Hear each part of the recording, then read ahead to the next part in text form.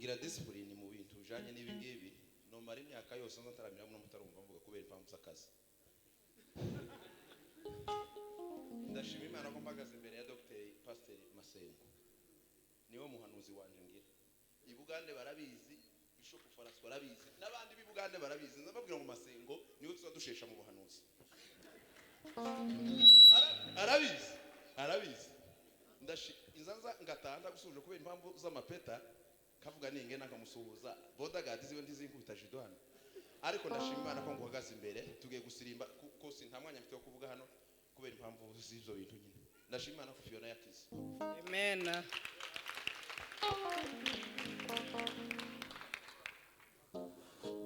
Ni birebire ejo yaraturuhije mu mutarane wo hambere hari izuba rirutigiri, ariko ndashima Imana ko twavuye Imana itadukojeje isoni. Amen. Abantu bose b'abajama n'abajamante ndabiyegereje umuze tutaramira Imana ya Israel. Nuko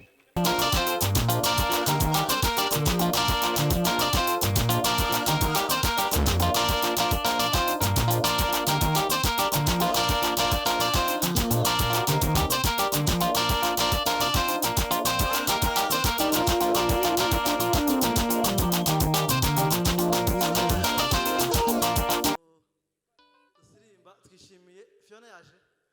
Fiona ikadukomera Imana amashe kubwa Fiona twese. Fiona umuryango wacu, umukristo w'itorero ryacu, akaba no mu upendo. Fiona azarwara indwara zimwe zisa nk'iziyoberanye, azabyuka akamema, atamema yabyuka, ariko turashimana ko Imana yamukijije. Reka nsabe bukuru tugiye gusirimba igisimba 15. Nyabonga yindi 5 avuye kubavugira umushitsi wacu uvuye muri Ibugande zabakiza iminota 10. Yego turatugere kuri 20. Aho rugire yaje sawa turirimbe.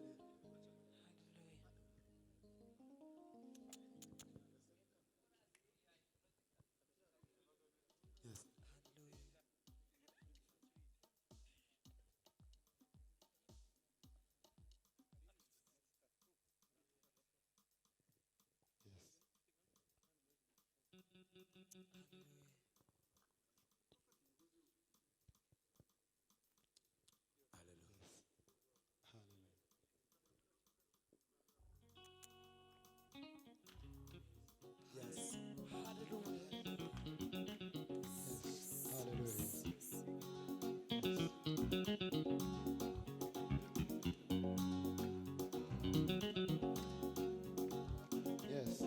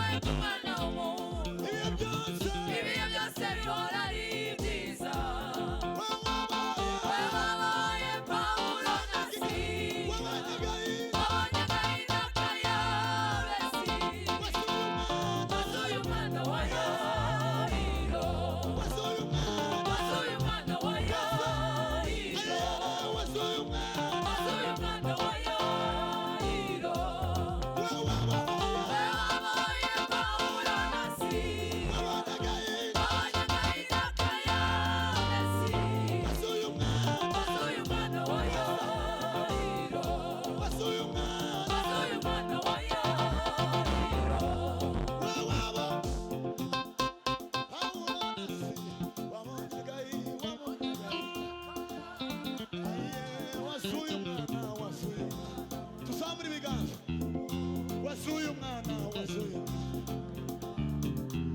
oh erega mana migambi yawe ibihe byose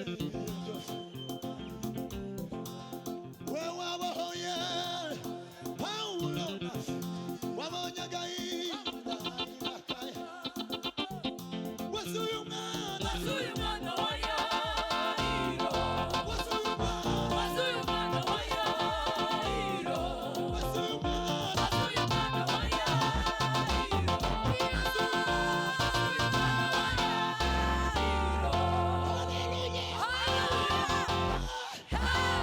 tuzamura ibiganza byose hallelujah. mwuzamura ibiganza tugeze Imana icyubahiro tugiye gusubiramo tuvuge ngo wowe wabohoye wasuye umwana wawe muno mugore Imana yuzura ibyaha tuzamura ibiganza byose Imana icyubahiro haleluya Hallelujah.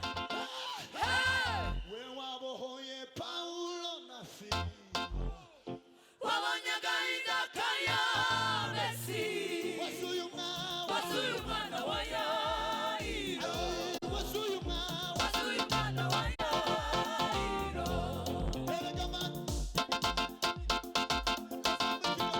ibihe byose migambi y'Imana erega mana we erega mana ibihe byose ayiye we wabohoye wabonye agahigo wasuye umwana wa Yairo, wasuye umwana wa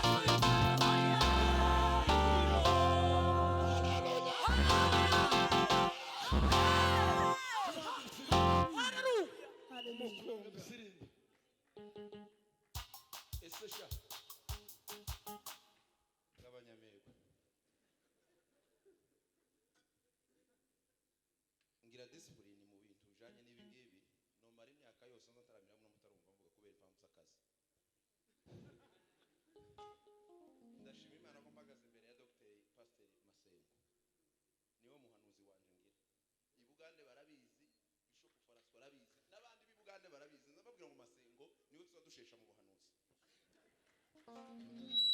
arabizi inzanza ngatanda gusubije kubera impamvu z'amapeta kavuga ninge nakamusuhuza bodagadi ziwe ndizinkubita jidwana ariko ndashima Imana ko nguhagaze imbere tugiye gusirimba kuko nta mwanya mfite wo kuvuga hano kubera impamvu z'ibyo bintu nyine ndashima Imana ko Fiona yakize amen.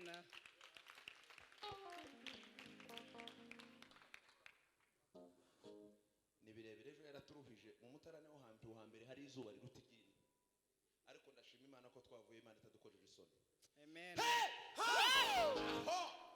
abantu bose b'abajama n'abajamante ndabiyegereje muze tutaramira Imana ya Isiraheli nuko